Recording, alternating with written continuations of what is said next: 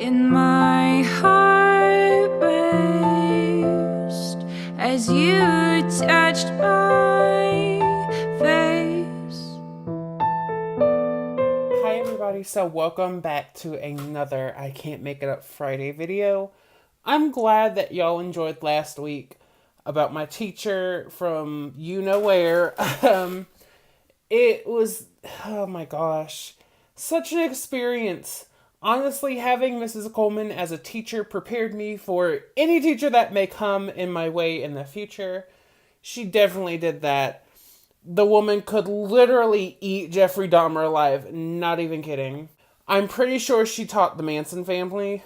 Come to think of it, like, Genghis Khan had the same attitudes. I'm seeing a correlation here. Lizzie Borden, who do you think taught her how to swing an axe? Mrs. Coleman. Now on to bigger and better things. I'm gonna hop into my makeup. As you can see, I've got one eye almost done. And we're gonna go ahead and do this eye while I tell you about the school that was a lot better. I've spoke about it before in the video, The Legend of Fart Boy. The Lutheran School of the Miami Valley. So let's get started. So, y'all, I switched over to the Lutheran School of the Miami Valley. You know, almost scoot over, pictured here. I switched over to them in 1998, and as I stated in the last video, I had to repeat first grade because I just did not learn anything at Corpus Christi. I was too busy peeing myself every day in fear over Mrs. Coleman.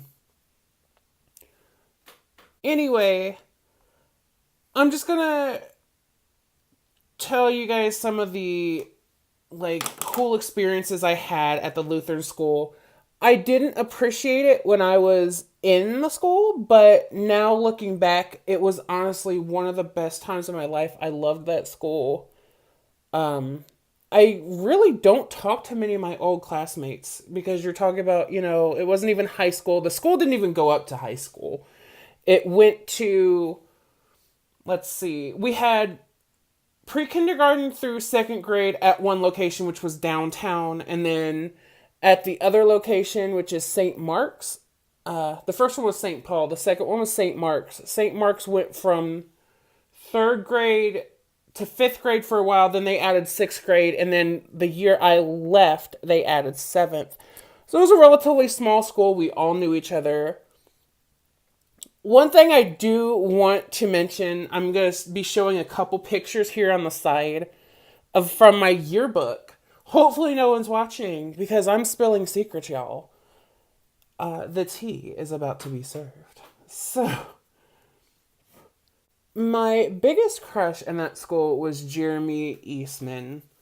Here's the weird thing. This is very, very odd. So, when you enter the Lutheran School of the Miami Valley, they gave you a Bible. Every Tuesday was our chapel services, and you were supposed to bring your Bible if you didn't lose it, which some kids lost their Bibles. I don't know how. I still have mine.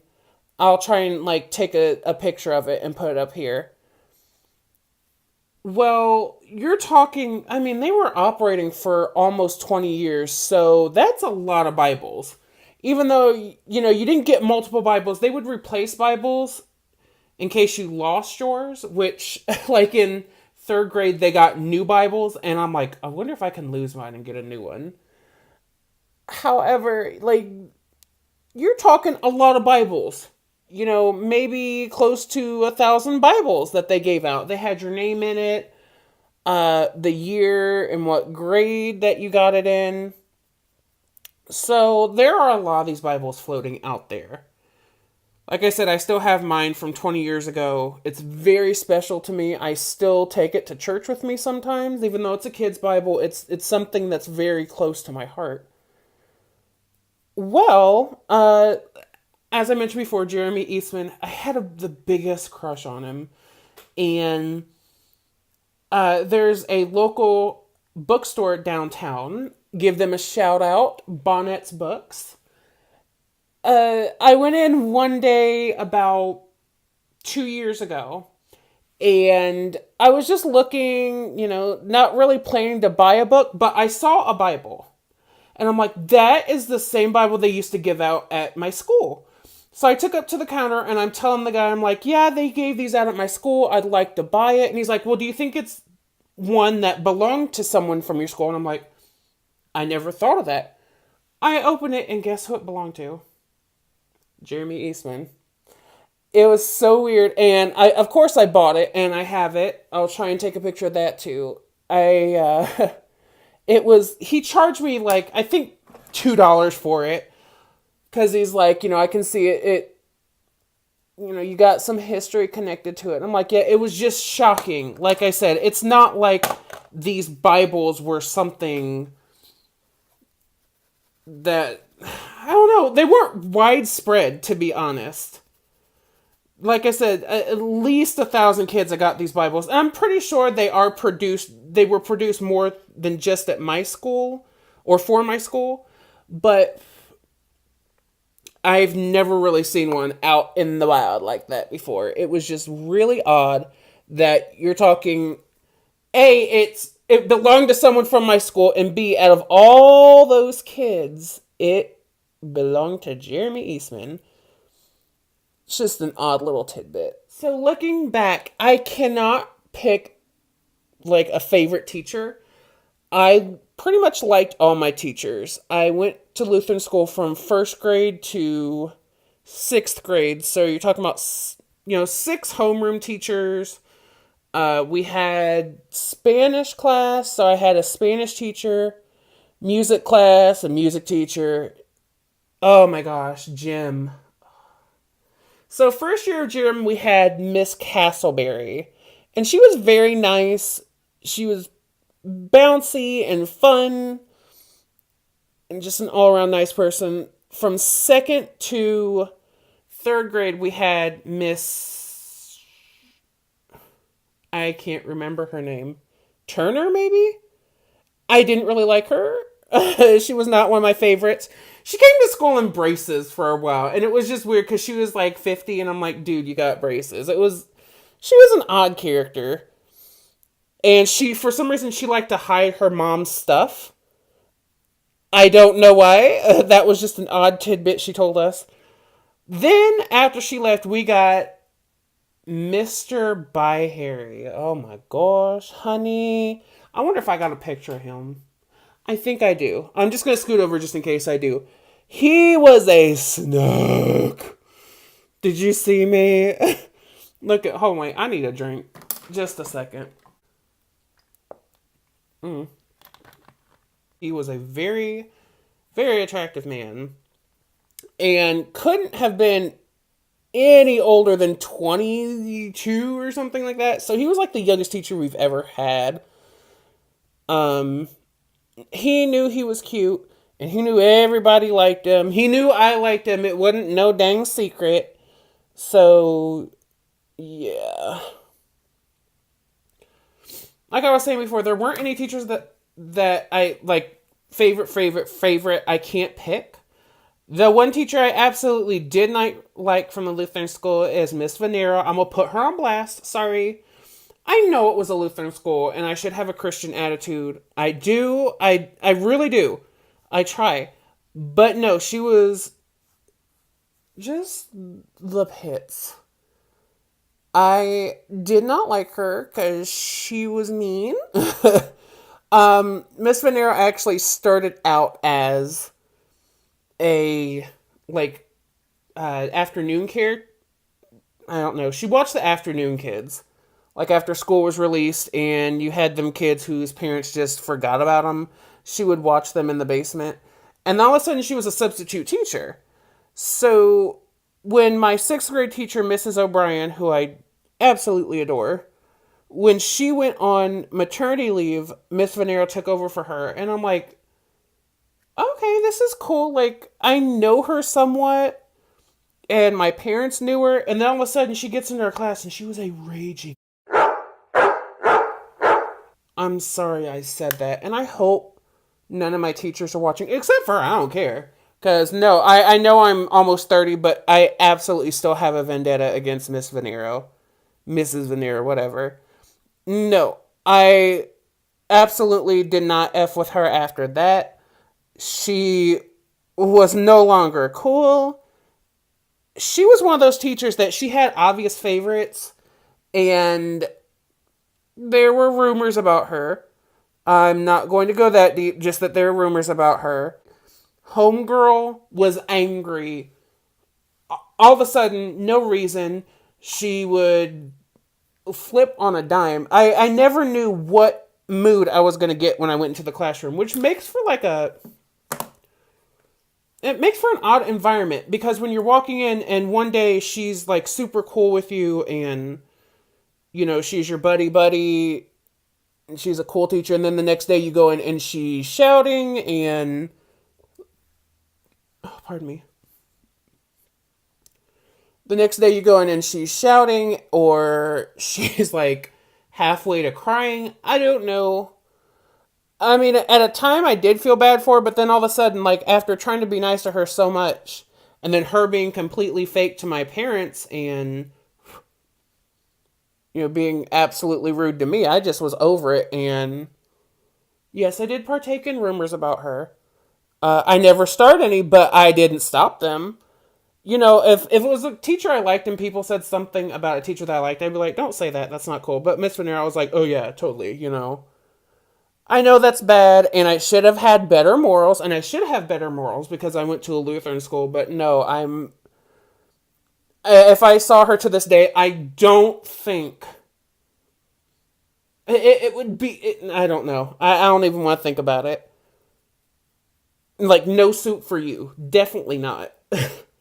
I just remember this one time we had a sock hop. My school rarely did anything, like, super fun. For a while, we just, like, I don't know, it's like we crapped out for a while and didn't do any, like, social activities. But they came up with the idea for a sock hop.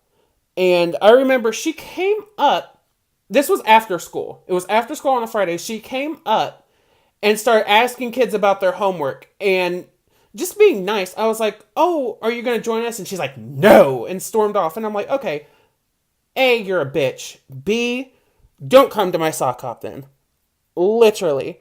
Oh my gosh. I'm going to get off the subject because even now I get heated, and that's not the example I'm trying to set, because it was a good school and they taught me really good Christian morals, but god dang it, if I don't like her.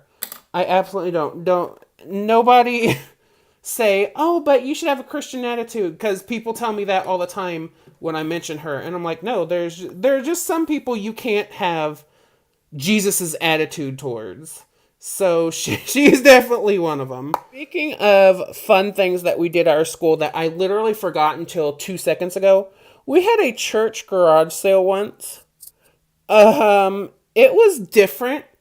We were trying to raise money, I think, because every year the 6th grade classes would go to Glen Helens, which is a nature thing up here. I didn't go. My allergies, and I was not trying to spend my time with kids that I really didn't like in the woods. So it was like a mandatory thing, but I got out of it and I just took homework home. So yeah. But we had like this not church garage sale. We had a school garage sale trying to raise money. Just random stuff, like kid stuff, baseballs, footballs, dolls. But I remember I saw these Betty and Veronica dolls, and the church secretary at the time was like, those are the ugliest dolls I ever seen. Oh my god, they're scary. And I just had to get them after that. So I spent like $8 on a trip that I didn't even go to for dolls I really didn't even mess with after that. I've got so many memories of this school. Oh, Lord. It's just crazy because, I don't know. Okay. I've got so many memories of the school. I'm going to start talking about it more on here because there are just outrageous times.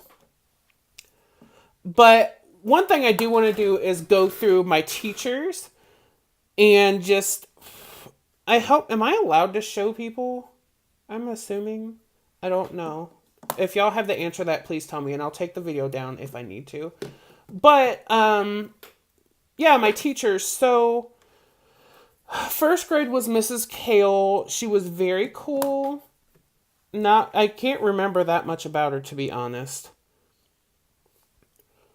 Second grade was Mrs. Jones. Mrs. Jones really did have it going on.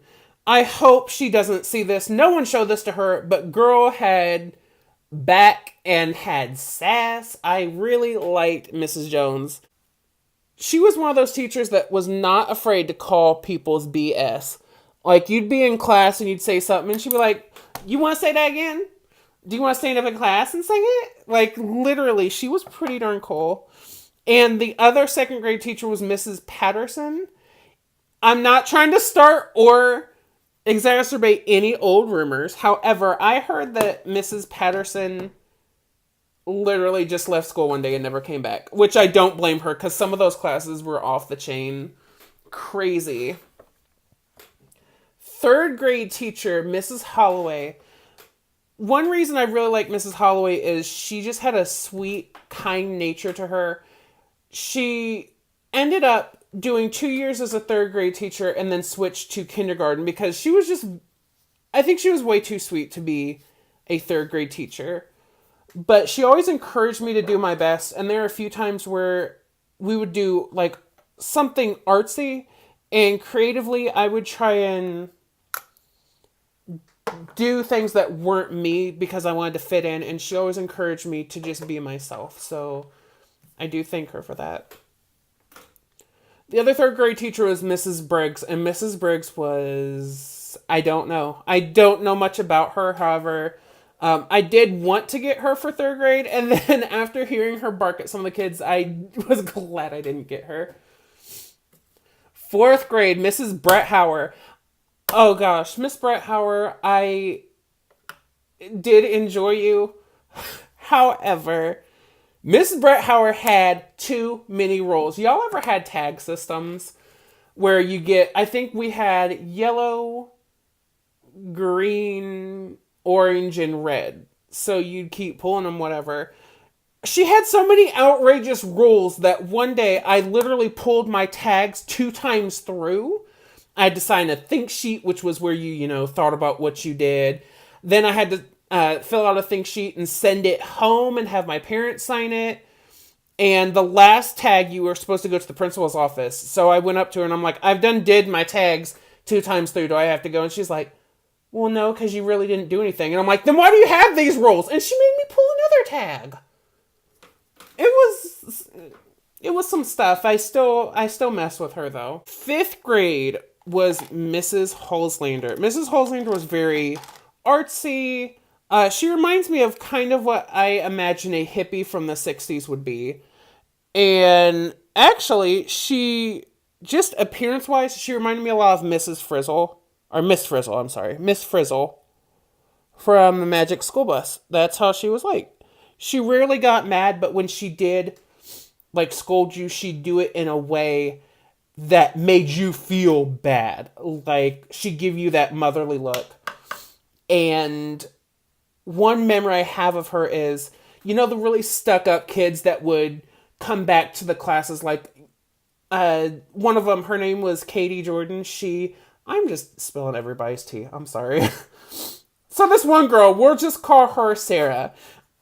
She was in the grade ahead of us, and she would, like, every birthday, she'd come back to the teachers' rooms with cakes or cupcakes, and she'd be like, here, take a cupcake because you used to be my teacher, and I just appreciate everything you do for me. and all this fake bullcrap.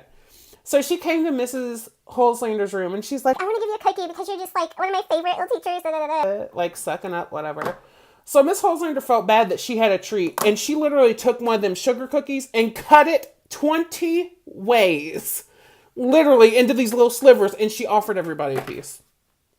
What teacher does that? Big props to Mrs. Holzlander. I did not give her enough credit. 6th grade. My 6th grade teachers. So, In sixth grade, they tried to prepare us for what junior high. So my sixth grade teacher, Mrs. O'Brien, I love Mrs. O'Brien.